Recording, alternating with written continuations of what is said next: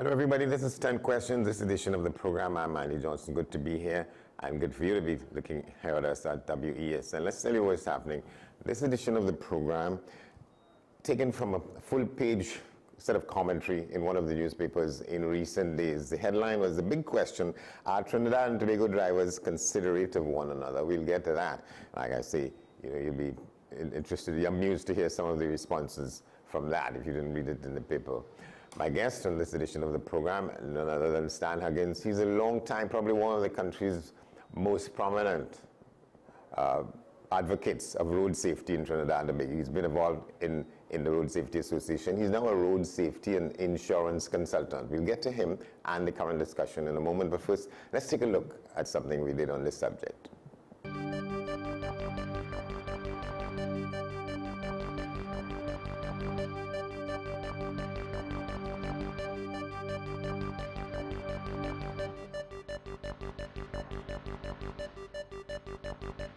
We must protect ourselves and our loved ones from tragedies caused by carelessness. For example, this man is taking his young child along for an evening drive. All may look well, but something is seriously wrong. Let's pause for a while and take a closer look.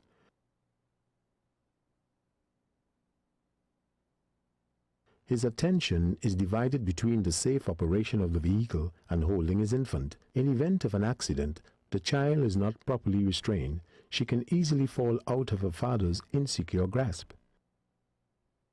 In fact, she can actually be crushed by the father's body against the steering wheel, even with a low-speed impact.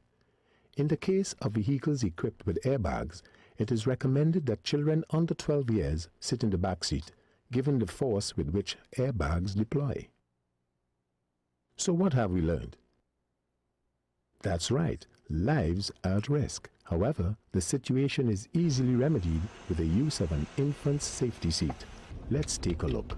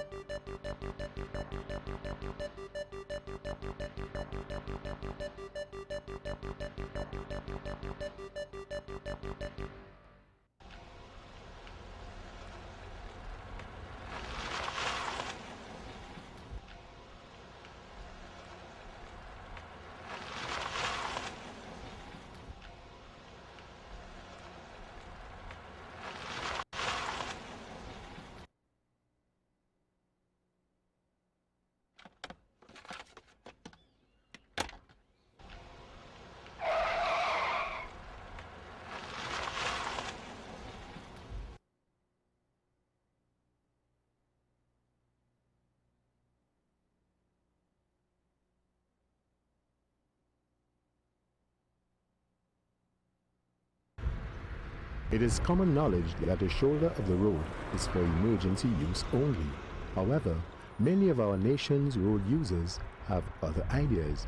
This is a scene fraught with danger.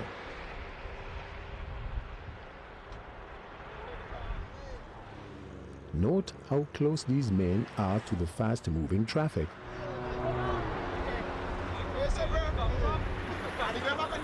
In fact, 34.8% of road fatalities occurred on the highways last year. This is certainly a most dangerous place for an impromptu get-together. Further, this is an illegal activity.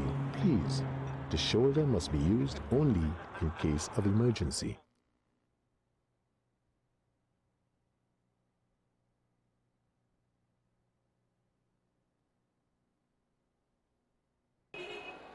Well, it's off to the market. Just a short trip. Should be back in time for the big game. Hold it. Something is terribly wrong. This is very dangerous. Can you spot the mistake? Let's have another look. Yes, this man has forgotten to buckle up.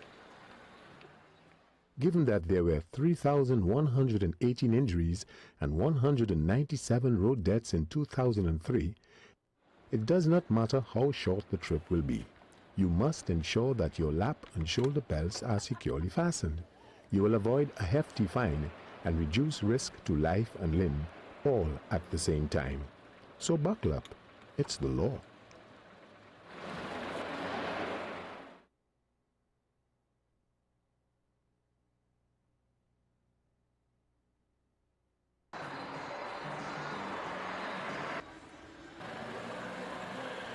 This is a scene that's all too familiar on the roads of Trinidad and Tobago.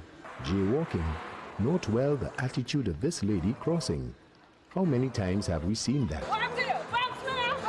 Now, having a bad attitude is not against the law, but it may cost you your life.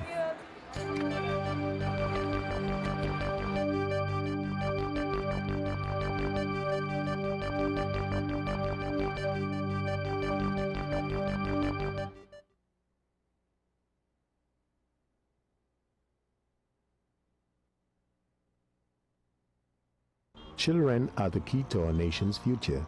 It's our duty to protect them. One way we can do this is to teach them proper road safety. If you see children trying to cross the road in an unsafe manner, you have an obligation to help. We can all take example from the Good Samaritan in this clip.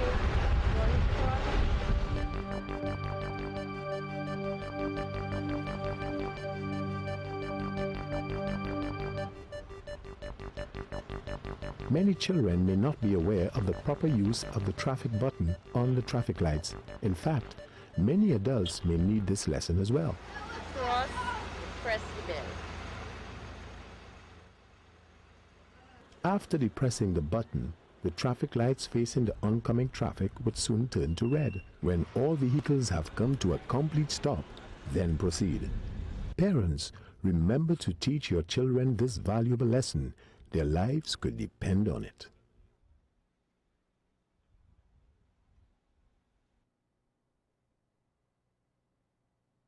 NDC, life preservation, our mission. Welcome back to the program. Like I said, my guest is Stan Huggins. Good to see you, my friend. The big question, are Trinidad and Tobago drivers considerate of one another? Let's just tell you some of the responses we have here. Somebody says, hardly ever, or 1 in 10. And somebody writes a big stoops. Have a drive in Paris, ha ha ha, and you will be happy, Trinidad and Tobago drivers. Don't you believe me? That person is saying that what happens there pales in comparison to what happens in places like Paris, but nevertheless. Another person says, on a scale of 1 to 10, 5. Somebody else says, less and less, and every day so. But in general, the things that drivers do on the roads, especially the male ones, God help us. Trini drivers have you slamming brakes 24/7. It goes like this. An entire page, like I said, the question about whether or not drivers are considerate of one another, and that's the center of the road safety environment we have. Stan Huggins, good to see you. Let's Well, my feeling is that as we speak now, Andy, Trinidad do not have any road manners. We don't have any road manners. That's what it is. And that happened because of lack of road safety education. What went down in the past, like in the 60s, when we stopped the train in this country, the police used to go to schools and talk road safety. And that was abandoned when we become rich in the 70s, when we found oil. We started to make money from the oil revenue. Road safety went through the window. So as we speak now, we do not have any road manners. We drive in, even pedestrian, crossing all on the green light, Andy. I don't know if we colorblind. We see green and there's no we crossing. The question arises, to fix this problem, we have to go back to education. We have to fix our education program. What happened in big countries, in foreign countries, what they do, they start to teach you road safety from grade 5, especially in the United States and these places. When you enter school, they start to teach you road safety because they know that when you reach 18 years, you go in and get a driver's license. So they fix you from the bottom. It didn't happen in this part of the world. We take it for granted that everybody will follow the rules. But I always say that your best school teacher is the one in primary school because that's the person who teaches you how to add, how to do arithmetic and whatnot. That's really the fundamentals. Yes. That is where you get the fundamentals. And when you get anything from primary level, it do not leave you as a citizen of any country. It stays with you. And that is why we are in this predicament when it comes to road safety. We didn't get it. And those in authority, they will look at road safety as maths and English in the school system. They see it as something by the way. And that is why we have all this volume of carnage on our public roads, because we didn't get educated. And I always use the expression that an educated driver is a better driver.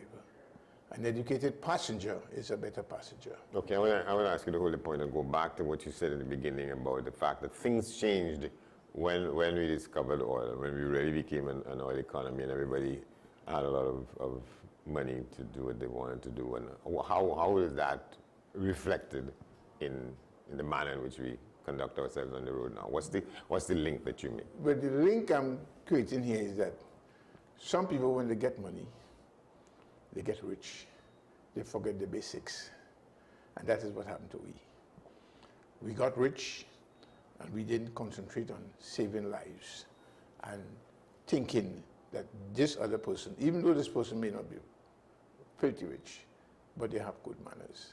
And you more look at that as a way, when it comes to road safety, that we inherit the oil boom situation in the 70s. So we dispensed with manners, because Yes. I'm glad you made that point. Yes. That is what it is. Yes, it went through the window. Manners went through the window. So we're driving inconsiderate. We start to not think about others because we have money. And that is what went down here. Those in authority didn't see road safety as something very important in the society. What we did, we forget it, and we say, let's move on. Even on our road situation, because I remember very clearly as a little boy that they used to say Trinidad is the land of the hummingbird. But Andy, in a long time I haven't seen a hummingbird, but what I'm seeing is potholes. So right now Trinidad, as we speak, is the land of the potholes. That is what we are. And people cutting in and cutting out to get away from the potholes. And sometimes they become ill-mannered in what they do and cause carnage on the public road. That is what happens. So what happens on the highways where there are no potholes on the highways? That's a different story. That's a different story. Because when you go on the highway, I mean, you go from point A to point B, and everybody moving. And what we are seeing is that we build roads for 400,000 cars. But what we have on our public roads right now is 1.2 million cars registered in Trinidad. So that is why we have all this jam and confusion on our public roads, because we do not have the road space to accommodate the volume of cars that pass through licensing office. And what we did, everybody get anxious to get to point A to point B, and they cause problems on the public road. And we in this situation, not because we don't have advocates like yourselves and others. There's also this organization called Arrive Alive, and there are other people for whom that is I would say the reason to be, trying to get us to behave better on the roads, but it is not working. It doesn't matter how many advocates, how many lobbyists there are for us to behave better on the roads. No, it doesn't matter. What happens is that we have to go back. Because when we look at road safety, it is 3 E's. The first E is education. Because an educated driver is a better driver. An educated passenger is a better passenger. An educated pedestrian is a better pedestrian. Ultimately, you become a good road user. The second E is enforcement, which is the police and the traffic wardens. And I always remind people to let them know that a traffic warden is a traffic police. But some of these traffic wardens, they are not properly trained to deal with problems on the public roads. You could see it very clearly. And the next E is... What is an example of that? Well, sometimes you see them on the phone talking, and they're supposed to be watching the traffic to see how the traffic is moving. They're not concerned. You could see it very clearly. I don't know how they train them, but what they need to do is to develop a good educational program for this country to deal with our road problems. The question arises, is that what we have to do, the government have to appoint a director of road safety education for the country to come up with this curriculum to deal with our problems, train our traffic wardens, train our road safety officers, which a director of road safety education for the country. Once you develop that person now would come up with the curriculum, the syllabus, as to how to deal, educate our nation on our public roads. And in Trinidad, what we have now, we have something called traffic management branch. We have two traffic management branches in the country. We have the police and we have the Ministry of Works. What the country needs now is one traffic authority to deal with that situation. So I can stay there a little bit.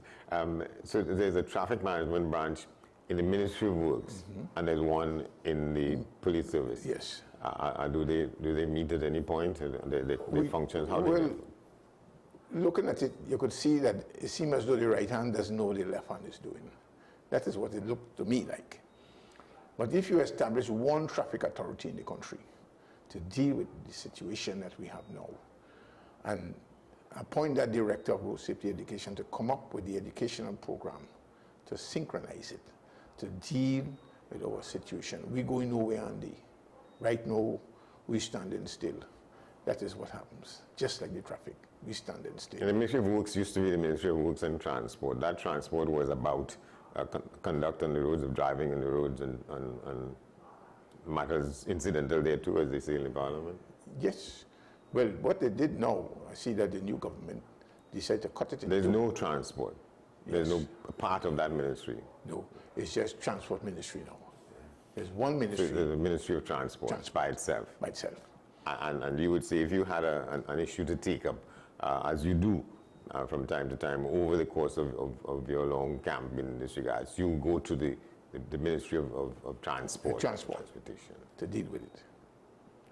But in other words, Andy, the thing was so confusing in the past that Works and Transport was such a large ministry. It was too large. I mean, you're talking about the nerves of this country's transport. That is the nerves of the country. Everybody has to travel, whether it's a driver, whether it's a passenger.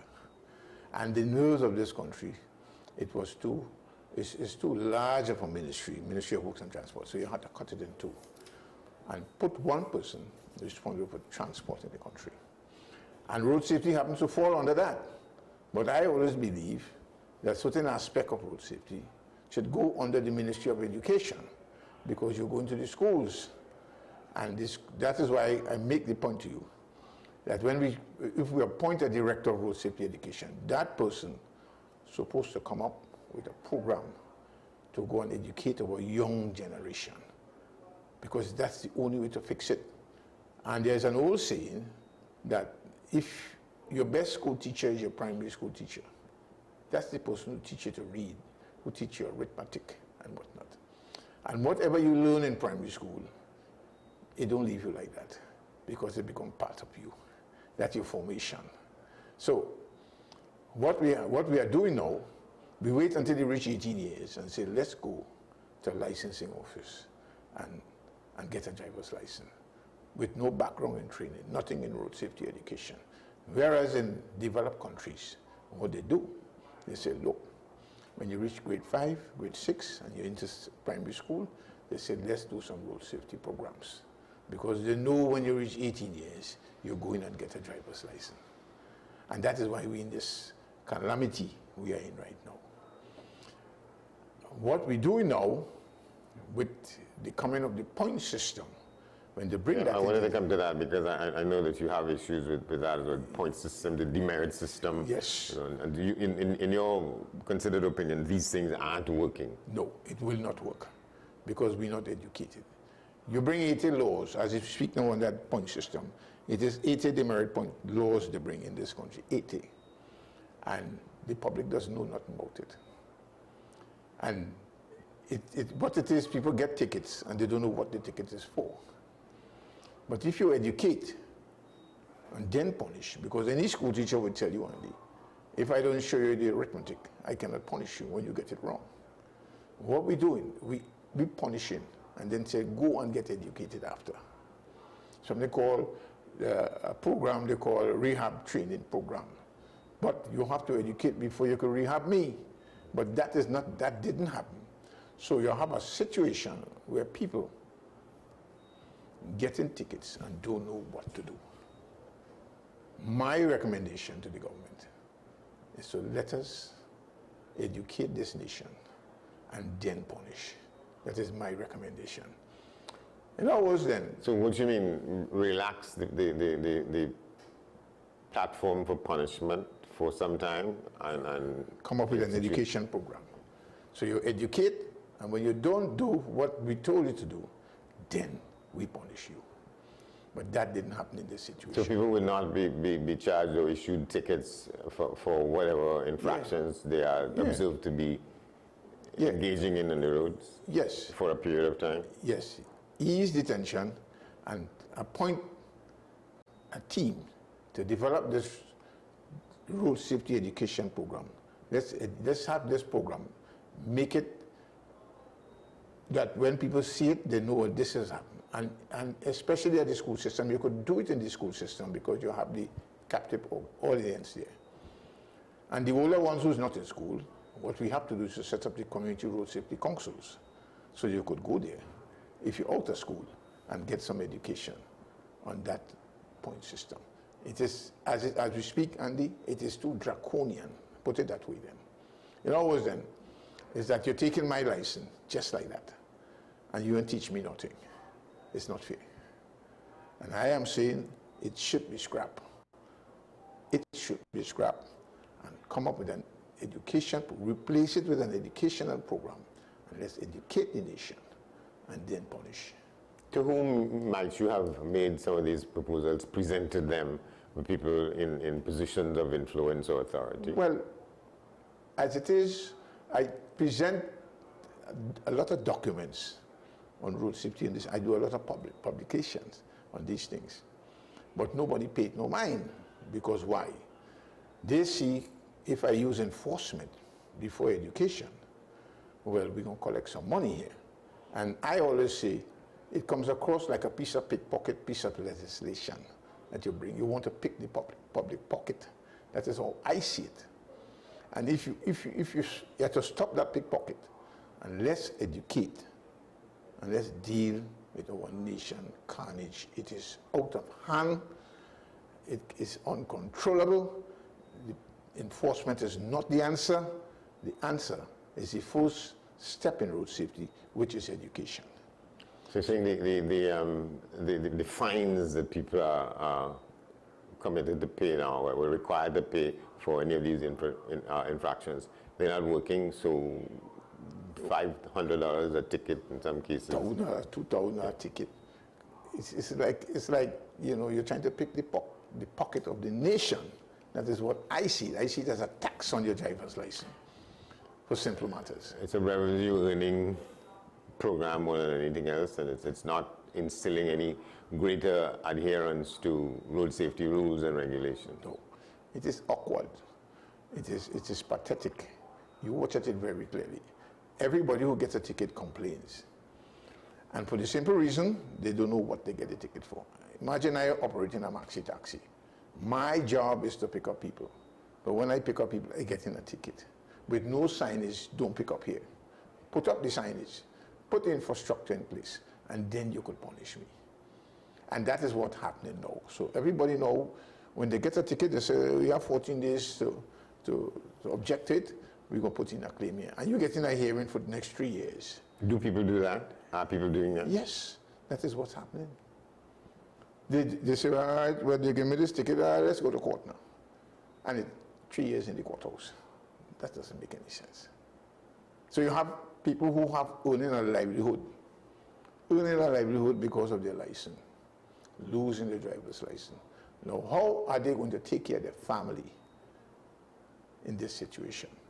Let's look at it. This is my job. In certain parts of the world, what they do, if you have a traffic problem, what they do, they say, all right, okay, what are we going to do for you?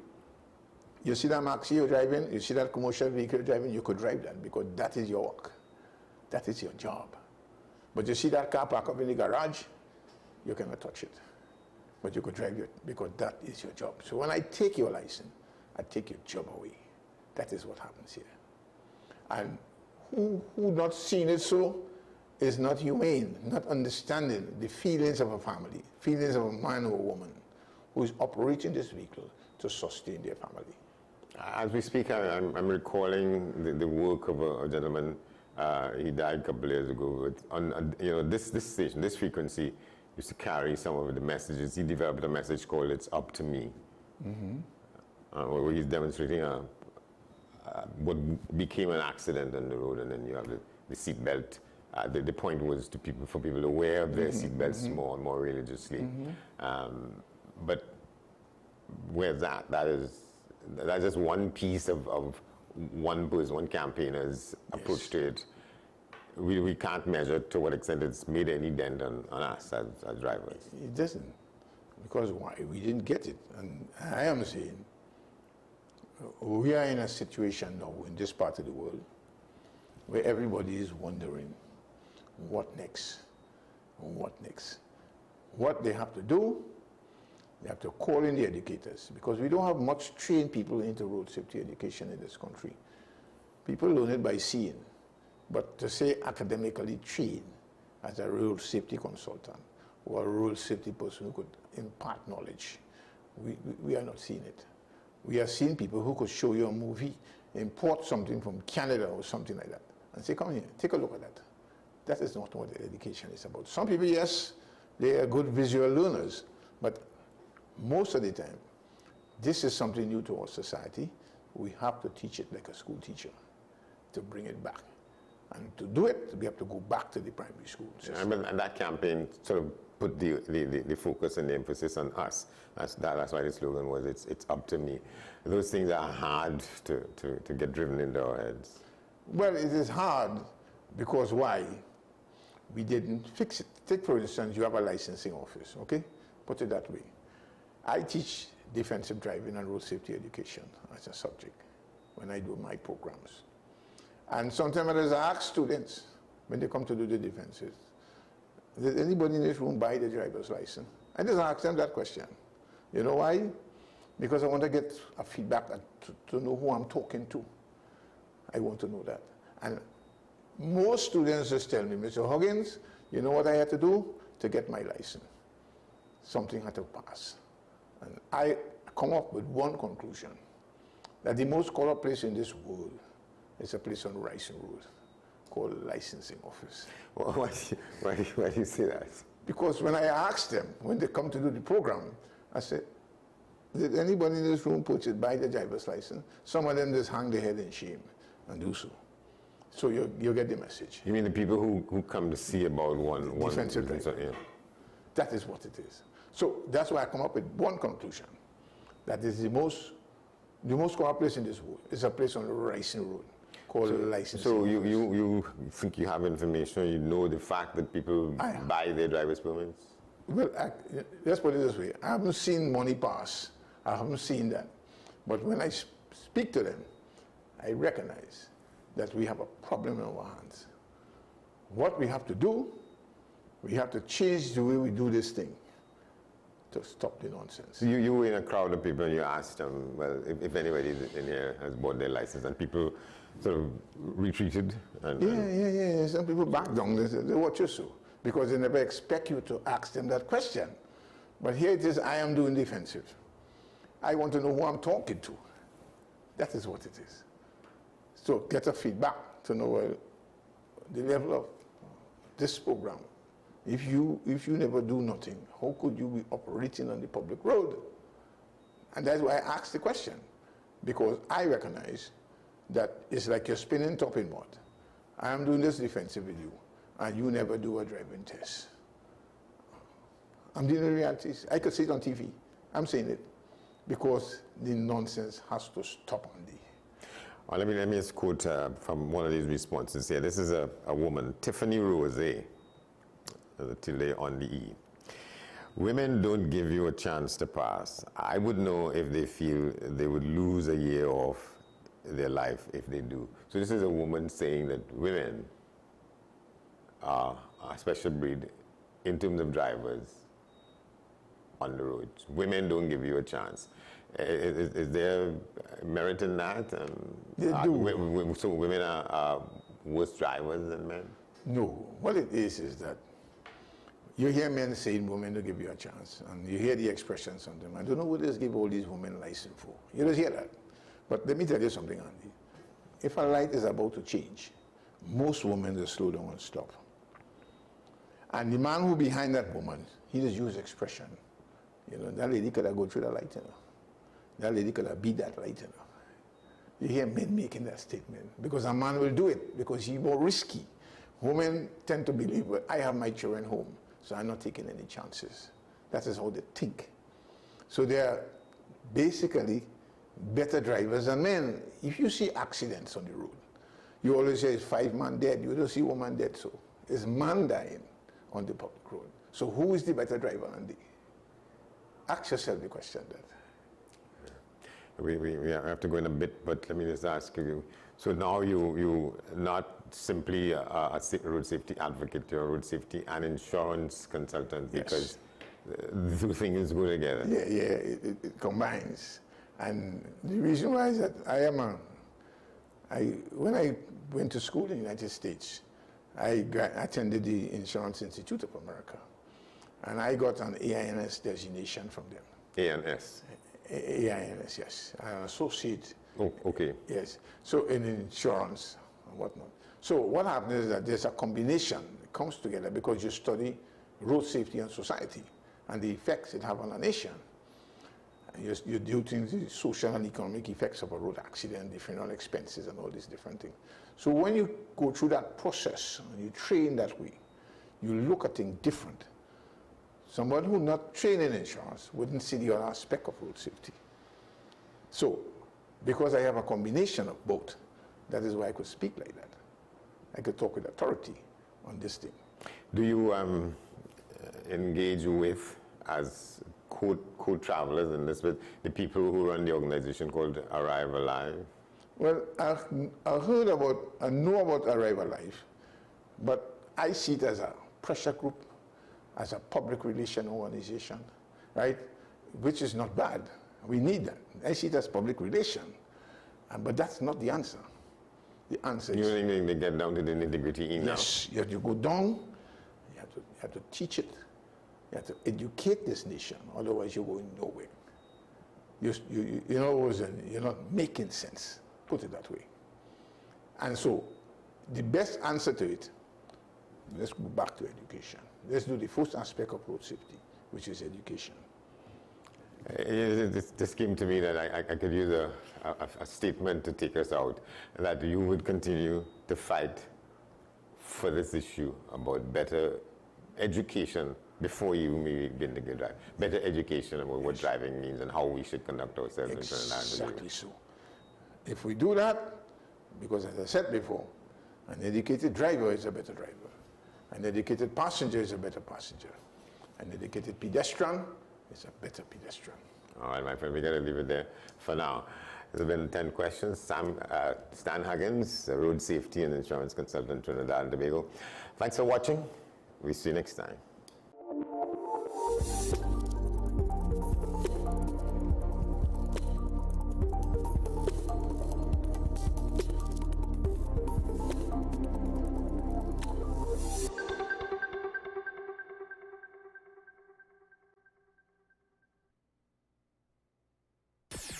WESN